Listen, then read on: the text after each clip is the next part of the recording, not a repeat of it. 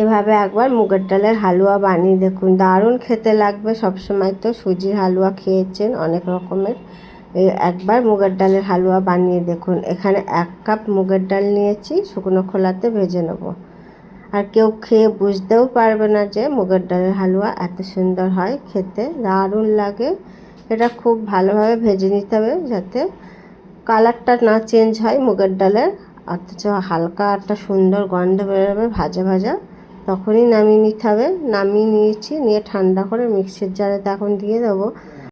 আর এখানে সুন্দর গন্ধের জন্য 2টো ছোটো এলাচ দিয়ে দিচ্ছি, যাতে ভালো একটা সুন্দর গন্ধ আসে। দিয়ে এটা মিক্সিতে গুঁড়ো করে নিতে হবে। দেখুন গুঁড়ো করা হয়ে গেছে। গুঁড়োটা ঠিক এরকম একটা হবে, খসখসে হবে পুরোটাই, এতে একদম আটা ময়দার মতন গুঁড়ো হবে না, একটু খসখসে থাকবে। এবার এটা ফ্রাইং প্যানে ঢেলে নেব। এবার এটা গ্যাসটা মিডিয়ামে করে দিয়ে, আর এখানে 1 কাপ ডালের জন্য 1/2 কাপ ঘি দিয়ে দিচ্ছি। ঘিটা একটু বেশি করেই দিতে হবে, এই হালুয়াটা খেতে দারুণ লাগবে।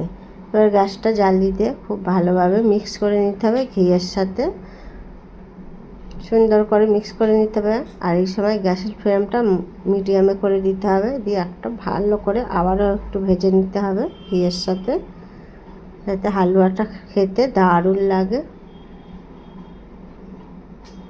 খুব সুন্দর করে নেড়ে চেড়ে কিছুক্ষণ ভেজে নিয়েছি। দেখুন যত ভাজছি ততই কিন্তু ঘিটা মানে আরও ভেসে উঠছে, সুন্দর করে ভাজা হয়ে গেছে দেখুন ঠিক এরকম।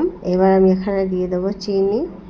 এখানে দিয়ে দিচ্ছি 1 কাপের একটু কম চিনি দিয়ে দিলাম। চাইলে আপনারা মিষ্টি বেশি পছন্দ করলে আর একটু বেশি করে দিতে পারেন। চিনিটা দিয়ে খুব ভালোভাবে নাড়িয়ে নিচ্ছি, একটু চিনিটা এখন সুন্দরভাবে গলে গেছে। এবার এখানে দিয়ে দেবো কিছুটা আমন্ড বাদাম, আমি টুকরো করে রেখেছি, ওটাও দিয়ে আবারও ভেজে নিতে হবে, যাতে আমন্ড বাদামটা সুন্দর করে ভাজা হয়ে যায়।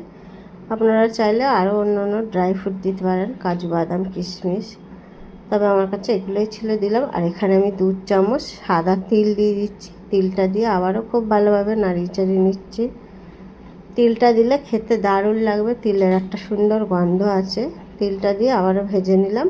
এবার আমি এখানে ছোটো বাটির ঠিক 2 বাটি জল দিয়ে দিচ্ছি, বেশি জল দেবো না। জলটা দিয়ে খুব ভালোভাবে নাড়িয়ে চাড়িয়ে নিতে হবে, মিক্স করে নিতে হবে। আর নাড়তে নাড়তে দেখবেন এরকমটা শুকনো হয়ে যাবে, বেশি জল দিতে যাবেন না, এতে একটা শুকনো শুকনো হবে না, ঝরঝরে টাইপের হালুয়াটা। এইভাবে কন্টিনিউ নাড়তে থাকতে হবে। আর এই হালুয়াটা খেতে এত ভালো হয়, কেউ খেতে দিলে বুঝতেই পারবে না যে মুগের ডালের হালুয়া এত ভালো হয়, এত খেতে টেস্ট হয়। একবার খাবেন দেখবেন বারবার বানাতে ইচ্ছা হবে এই মুগের ডালের হালুয়াটা। খুব সুন্দর করে নেড়ে চেড়ে নিয়েছি, দেখুন অনেকটাই জলটা শুকিয়ে গেছে। আর একটু আমি খুব ভালোভাবে নাড়িয়ে চেড়ে নেবো, ঝরঝরে হয়ে গেছে দেখুন অনেকটাই, একদম এরকম ঝরঝরে হয়ে গেছে। এবার আমি ওপর থেকে একটু দিয়ে দেবো পেস্তা, একদম গুঁড়ো করে রেখেছি পেস্তাটা, ওপর থেকে একটু দিয়ে দিলাম। দিয়ে খুব ভালোভাবে আবারও মিক্স করে নিয়েছি। হালুয়াটা একেবারে রেডি হয়ে গেছে। এইভাবে বানান, খেতে দারুণ লাগে। একঘেয়ে হালুয়া খান, নতুনত্ব একটু বানিয়ে দেখুন, ভালো লাগবে। আর ঘি ভালো কোয়ালিটির দেওয়ার জন্য হালুয়াটা খেতে আরও বেশি টেস্ট হয়।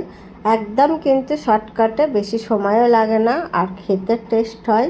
রেসিপিটা আপনাদের ভালো লাগলে লাইক কমেন্ট শেয়ার আর সাবস্ক্রাইব